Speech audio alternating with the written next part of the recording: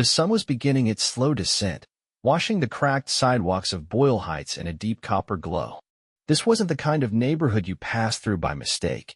The murals made it clear: saints, skulls, fists raised high, faces of long-gone heroes. A language written on the walls for those who knew how to read it. Mike Tyson walked with steady, deliberate steps. A gray sweatshirt hung loose over a frame that still carried power. Not the sharp, explosive kind of youth, but the heavy, settled strength of a man who had once bent the world to his will. His hands, scarred and thick-knuckled, swung loosely by his sides. His gait didn't scream authority, it whispered it. Nobody recognized him. Not here. Not now. He preferred it that way. The city around him hummed with the slow buzz of evening kids zipped by on scooters, music spilled from cracked windows, and the occasional bark of a dog cut through the noise. Mike passed a corner store where a teenage cashier leaned against the glass, thumbing her phone, oblivious. Up ahead, 3 young men sat draped across a porch. Mid-20s, maybe younger. One of them, broad, with a spiderweb tattoo stretching across his neck, spotted Mike first. He nudged the guy next to him with a smirk.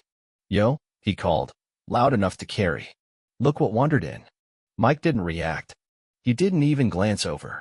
The others snickered, feeding off each other. "Hey, old man," one shouted. "You lost or something?" Mike kept walking. "Hey," another voice rang out, sharper. "You deaf?" Still, no reaction. Just the sound of Mike's boots hitting pavement, measured and patient. The broad one, Arturo, stood up, brushing chip crumbs from his jeans. His laugh was dry, mean. "This ain't no sightseeing street, viejo. You better turn your ass around." Mike passed them without a word. The insult lingered in the air behind him, thick and sticky. "Man, you hear that? Thinks he's too good to talk to us." Another slap of laughter.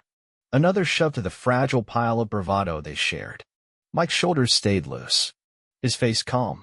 His breath steady. 3 houses down, he heard a can rattle across concrete, kicked hard in frustration. Footsteps thudded behind him, faster now. Mike Tyson didn't look back.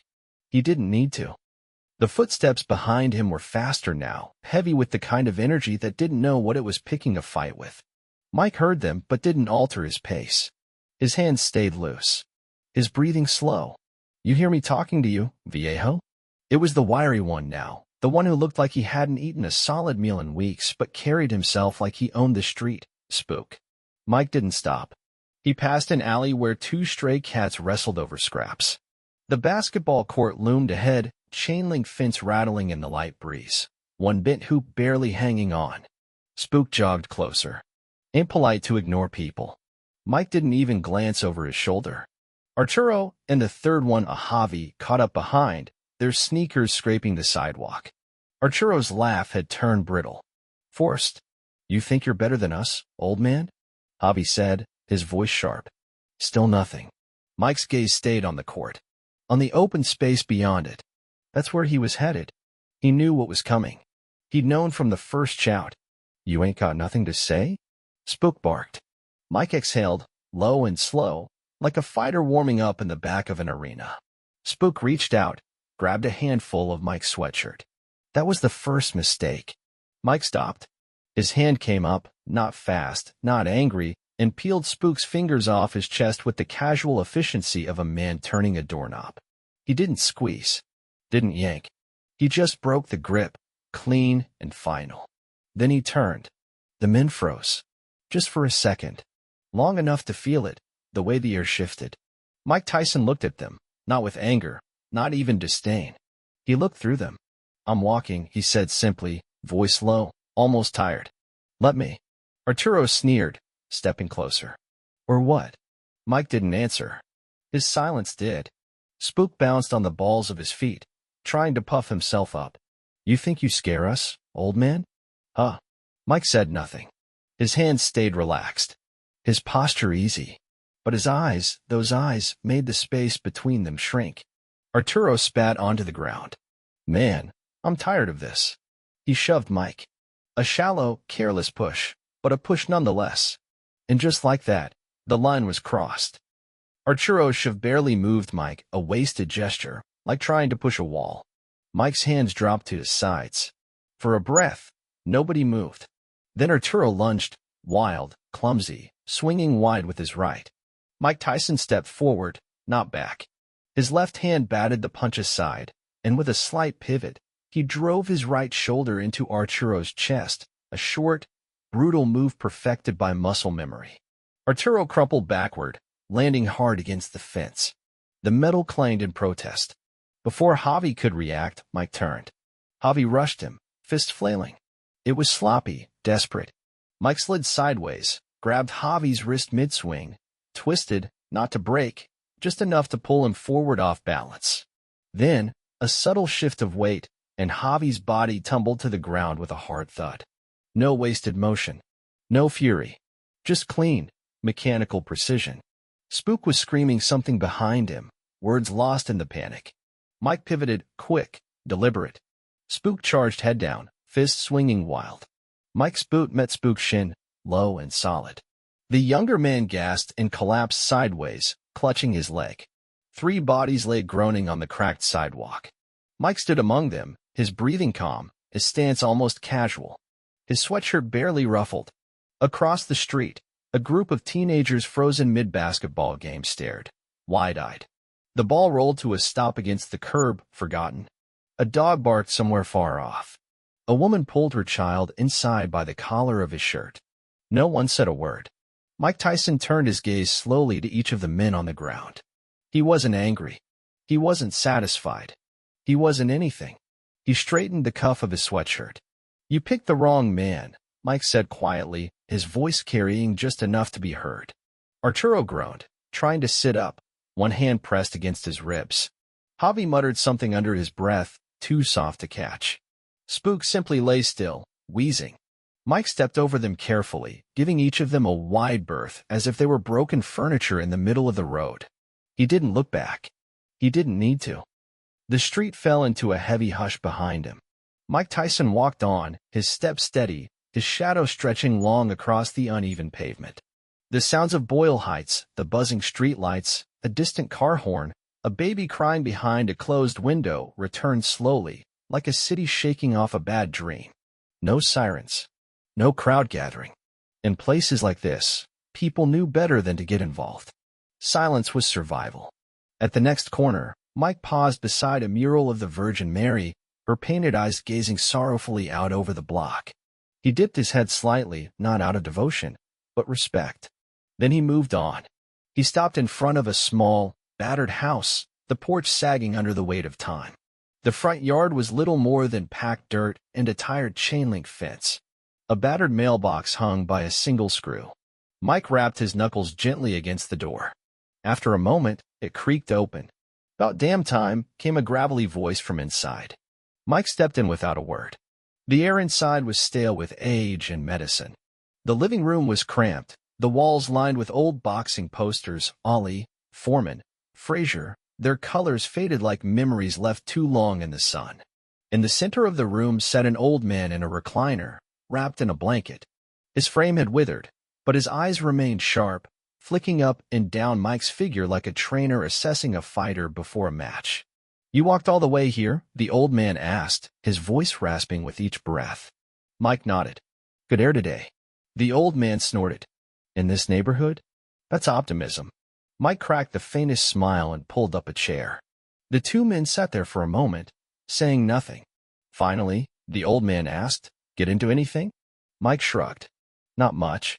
The old man gave him a look. "Didn't ask if you won. Asked if you got into it." Mike's face stayed neutral. They insisted. A slow, wheezing laugh filled the room.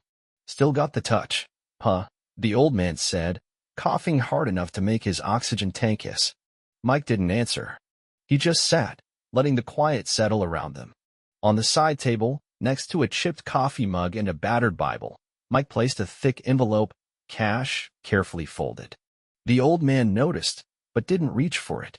Instead, he said, almost to himself, "World still swinging. Good thing you remember how to duck." Mike leaned back in the chair, looking up at the cracked ceiling. "Some fights," he said quietly, "find you whether you want them or not." The old man closed his eyes, a faint smile pulling at the corners of his mouth. Outside, the streetlights buzzed to life. The city exhaled around them. Mike Tyson sat in the darkening room, a relic of another time, still undefeated by the one opponent no one could dodge, the world itself. The old man dozed off in the recliner, his chest rising and falling with the steady hiss of the oxygen tank. Mike Tyson sat quietly across from him, elbows on his knees, hands folded. The light from the single-floor lamp was soft and golden, painting the room in deep shadows. Dust floated lazily in the air, undisturbed.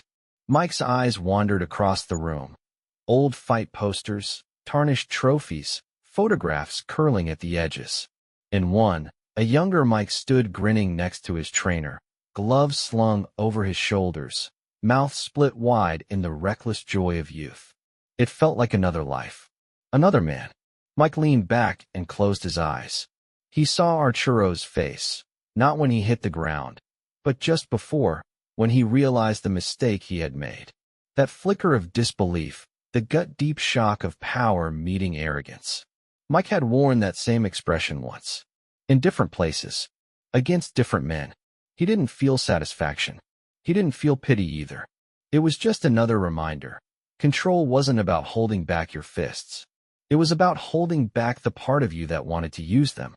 A small sound made Mike open his eyes. The old man had stirred, coughing quietly. "You still here?" he rasped. Mike nodded. Was about to head out. The old man smiled weakly. "You ever miss it?" Mike didn't have to ask what he meant. "I miss parts of it," he said. "Not all." The old man chuckled, a dry, rattling sound. "The fight never leaves you. Just changes shape." Mike stood, his body unfolding with slow grace. His joints ached in the way old injuries do, small, constant reminders of battles long finished. He looked around once more. The posters, the photos, the relics of a man who had lived and fought and endured. "World's still out there," the old man murmured, half asleep again. "Still needs men who know when to swing and when to walk." Mike Tyson stepped to the door. "Take care, coach," he said, his voice low. "Keep walking, kid," the old man said without opening his eyes. Mike smiled faintly. "Always." He slipped out into the night. The video hit the internet by morning. Grainy, shaky footage from a cheap phone camera. No introduction. No explanation. Just three young men circling an older black man in a gray sweatshirt, and then dropping, one after another, faster than most people could process. No shouting. No bravado. Just silent, efficient devastation. The video spread like wildfire. Titles changed with every upload. Old man wrecks three dudes. Legend on the sidewalk. Mike Tyson. The last one made people pause. Some laughed it off. Some weren't so sure. The clip made its way to forums, news feeds, reaction videos. No one could quite believe what they were seeing. Nobody knew for certain who he was, but some who had once seen a young, unstoppable Tyson in his prime caught the ghost of that movement, the flash of that precision. Mike Tyson never saw the video. He didn't check social media. Didn't own a smartphone. He moved through the world the way he always had, one careful step at a time. But he could feel the shift around him. At the diner where he bought his coffee, the server nodded with a little more respect. At the corner store, a kid who used to look right through him now mumbled, "Mornin', sir," and held the door. Nobody said anything direct. But the space around him widened, a kind of invisible perimeter that moved with him wherever he went. And Arturo, Javi, and Spook? They stayed off the street for a while. When they did reappear, they were quieter. They crossed to the other side of the block when strangers came through. Their laughter didn't reach so loud anymore. One afternoon, Arturo sat slouched on the same porch where it all began, an untouched beer warming in his hand. His cousin leaned against the railing, smoking. "You gonna do something about it?" the cousin asked. Arturo shook his head slowly. "None," he said. "Ain't no shame getting dropped by someone who could end you if he wanted to." The cousin squinted. "You really think it was him?" "Like him." Arturo gave a hollow laugh. "Does it matter?" He crushed the can in his fist, tossed it onto the cracked pavement, and stared out across the street. "He didn't fight to hurt us," Arturo said finally. "He fought to end it." Mike Tyson kept walking. Same streets. Same rhythm. At a laundromat one evening, a young man in a work uniform stepped beside him, hesitant. "You're him, right?" the man said. From the video. Mike didn't answer. He simply kept folding his laundry, deliberate, slow. The man hesitated, then said, "It's good what you did. Not letting them push you." Mike finally spoke, his voice quiet. "Sometimes standing still is louder than swinging." The man nodded like he understood, or at least wanted to. Mike Tyson gathered his clothes into a worn duffel bag and stepped out into the cooling night, leaving the whispers and the weight of the world behind him. A week later, Mike Tyson found himself back near the old basketball court. It was quiet now. The bin hoop still hung there, the chain-link fence still sagging in spots. The court hadn't changed. The world hadn't either. A boy sat alone on the bleachers, a basketball hugged against his chest. Skinny, brown-skinned, maybe 15. His sneakers tapped nervously against the concrete, the rhythm fast and anxious. Mike paused by the fence, watching. The boy noticed him and stood up quickly, uncertain. "You him?" the boy asked, voice cracking halfway through the sentence. Mike didn't answer. He simply waited. The boy swallowed hard, adjusting his grip on the ball. "I saw it. What you did." Mike stepped closer, his hands loose at his sides. "They always mess with people," the boy said, spitting the words out fast, like they might disappear if he hesitated. "Always picking fights. Picking on kids." Mike nodded once. "They don't come around as much now," the boy said. He glanced down at his shoes. "People talk." Mike leaned against the fence, silent. "You play?" he asked after a beat. The boy blinked, surprised by the question. Then he shrugged, tossing the ball up lightly and catching it again. "A little." "Show me," Mike said. The boy hesitated, then dribbled awkwardly toward the three-point line and took a shot. The ball hit the rim and bounced away. Mike watched, impassive. "You're rushing," he said. "Take your time. Don't fight the shot." The boy nodded and tried again. This time, it dropped through clean. He turned, a grin flickering across his face before he could stop it. Mike Tyson gave a single, small nod, approval without words.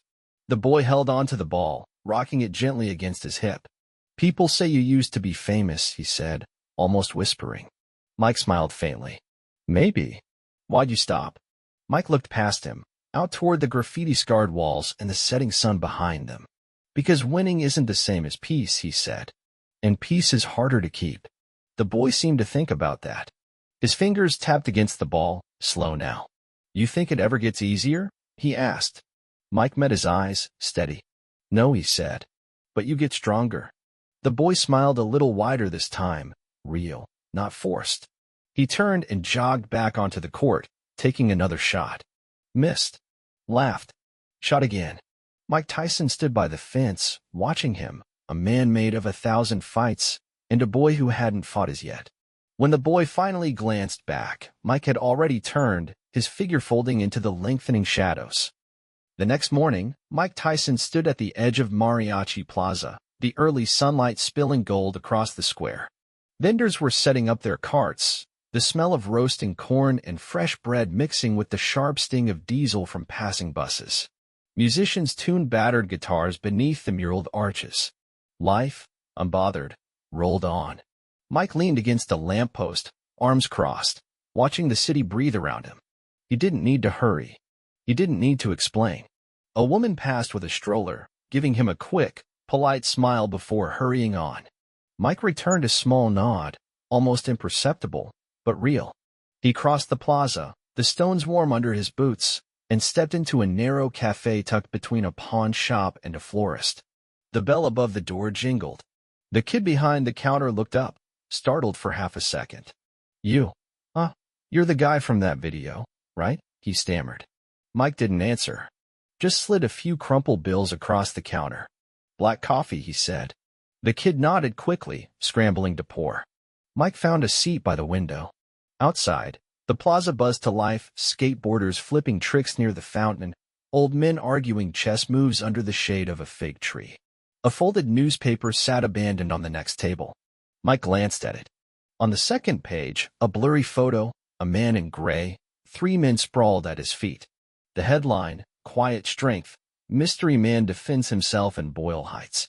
Mike smiled to himself. Barely a smile. More a flicker at the corner of his mouth. He flipped the page. His coffee came, steaming and bitter. He wrapped his hands around the warm cup, letting the heat sink into his knuckles. Across the street, a group of young kids raced bikes through the plaza, laughing, cutting wild loops across the open space. One of them, a boy with untied sneakers and scraped knees, caught sight of Mike through the window. He didn't point. He didn't stare. He just gave a small, respectful nod. Mike returned it, the barest tilt of his head. No words. No noise. Just a quiet understanding. The boy kicked off on his bike again, disappearing into the maze of alleys beyond the plaza. Mike Tyson finished his coffee, left a tip, pulled up the hood of his sweatshirt, and stepped back outside. The city moved around him fast, noisy, reckless, but Mike moved at his own pace, steady as a heartbeat. No spotlight. No ring. No cheers. Just a man walking through a world that hadn't beaten him yet. Still walking. Always walking.